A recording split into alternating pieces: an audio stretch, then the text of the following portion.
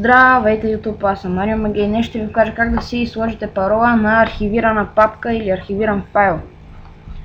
Като начало нека вземем ето тази папка, която аз имам. Ето, казва се LOL.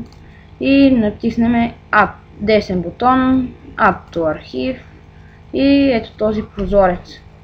Тук няма голямо значение. Нека да е RAR. И цъкате тук. Тук нищо не пивате, просто цъкате Set Password и тук нека да направим така, да, Show Password, за да я виждате, иначе ако не е нещо такова. Ето, например, паролата да е ASDFG и цъкнете OK. И OK, и то архивира папката.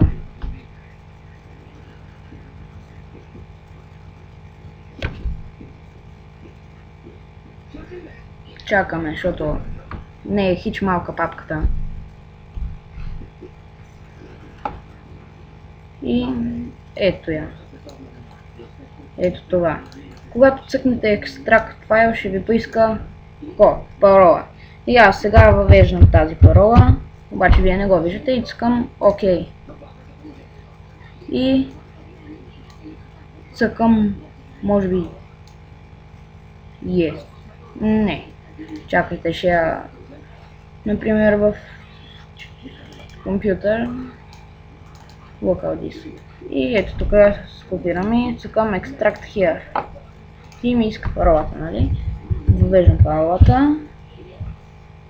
И OK. И ето я папката с всичко, което има вътре в нея. И това беше от мен YouTube. Надявам се да съм ви помогнал, защото много хора, не много хора, един приятел ме пита как да си я сложи парола на архива. Това беше от мен. Надявам се пак да съм ви помогнал и чао!